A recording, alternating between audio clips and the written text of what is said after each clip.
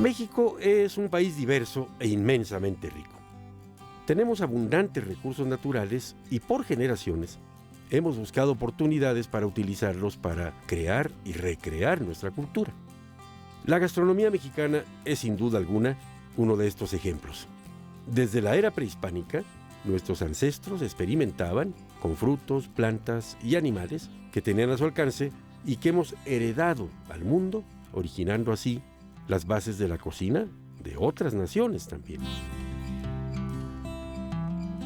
Blanca, tú eres una chef muy viajada, dices que acabas de regresar de España. Sí, fuimos a presentar unos platillos michoacanos, mexicanos también, de todo, pero sobre todo prehispánicos. Todavía gozamos de muchos platillos que se comían antes de la llegada de los españoles y los pudimos mostrar y llevar a Madrid a que los degustaran, independiente de que también dimos una plática sobre la comida prehispánica, los alimentos que teníamos, no tanto en sí la comida, la gastronomía, sino más bien los productos que nosotros teníamos aquí y que le dimos al mundo. Sí, hombre, de México, el mundo, pues nada más y nada menos el jitomate. Sí, claro. Que es el artista central de la cocina italiana, de la francesa. De la francesa, de la, inclusive de la madrileña también, pues allá el jitomate lo usan de todas formas. Uy, si nos ponemos a enumerar. El gazpacho, famosísimo. El gazpacho andaluz, claro.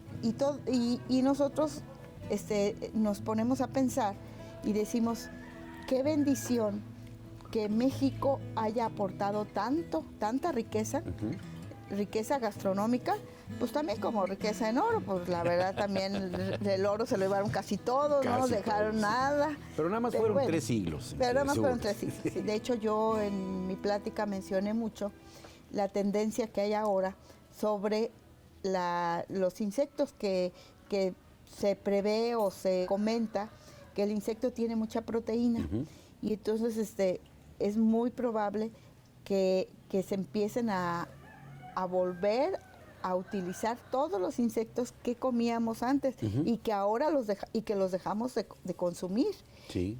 Pero hay una infinidad tremenda, simplemente los que nunca han pasado, que son por ejemplo, los chapulines de Oaxaca. Sí. Esos siguen estando en todos lados presentes.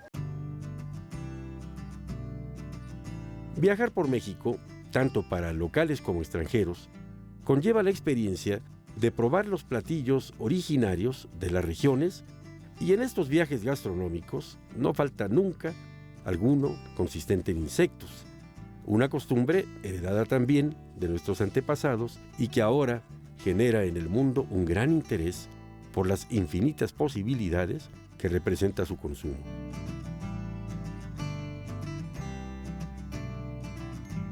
¿Y qué te decían en España? A ver, porque esto de comer insectos a mucha gente como que le repugna. Pero precisamente, sobre todo jóvenes. Se acercó a mí después de la plática, se acercaron a mí un grupo de jóvenes y me dijeron que si yo tenía algunos textos o algo que yo les pudiera ofrecer para investigar y poder hacer una comercialización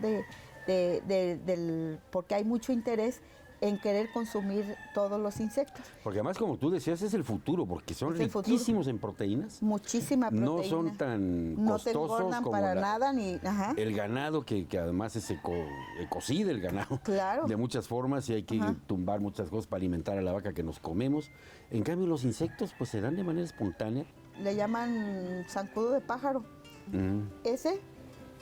Ese se lo dan a los pájaros, no es porque parece que se lo dan a comer a los pájaros, pero antes no lo comíamos nosotros, los prehispánicos. Bueno, y el mosco, ¿no? Que se agarraba ahí de pájaro. El mosco. El mosco, perdón. Ahí en el lago de Texcoco. En el lago de Texcoco. Bueno, del lago de Texcoco nacen muchas variedades de animalitos que hay que consumir.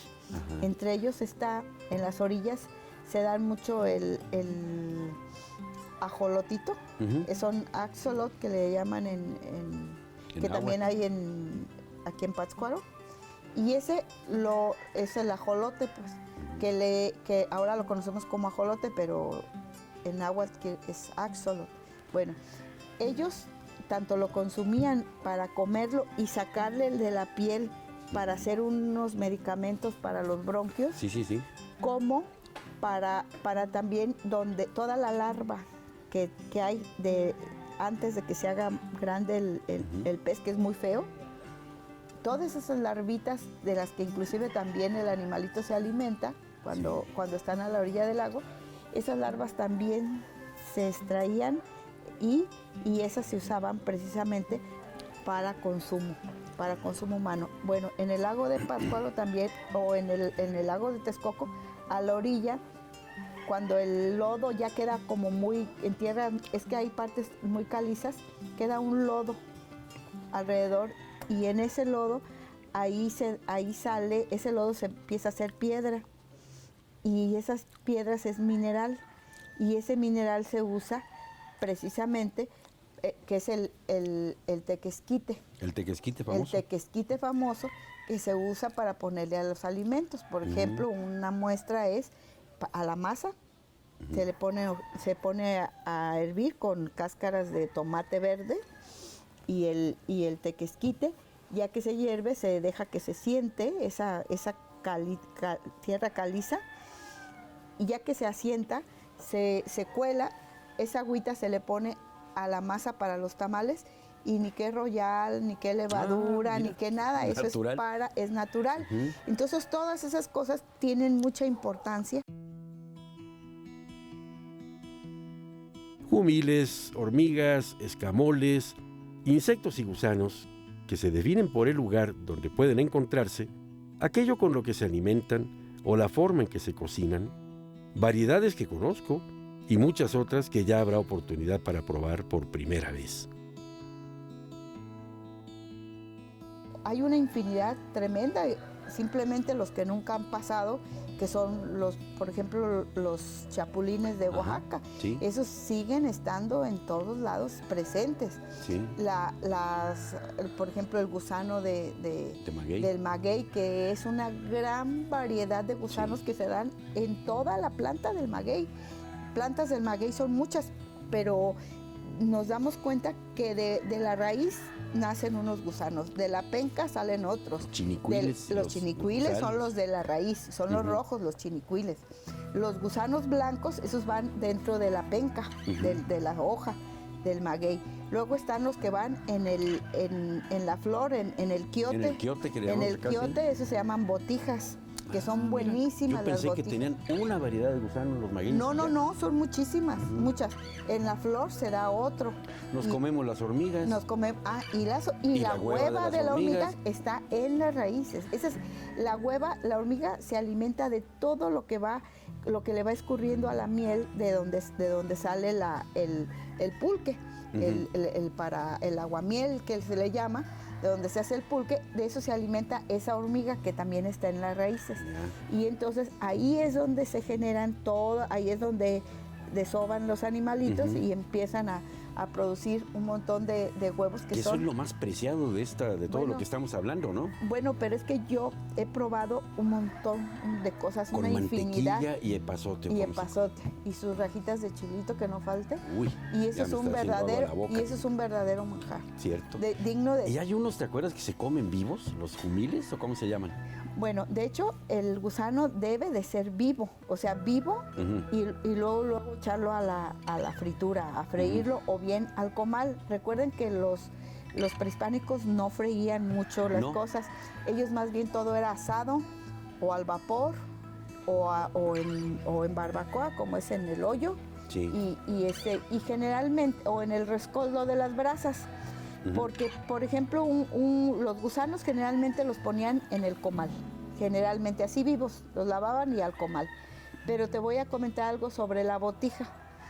La botija es muy carnosita, ya tampoco no hay mucha. No. Es muy carnosa, y esa se alimenta. Hay gente que la viva, la saca y la tienen en unos peroles, donde las están alimentando con queso, o con otro tipo de comidas, masa, y entonces se ponen más gordas de lo que ya son, pues se llaman botijas. Sí.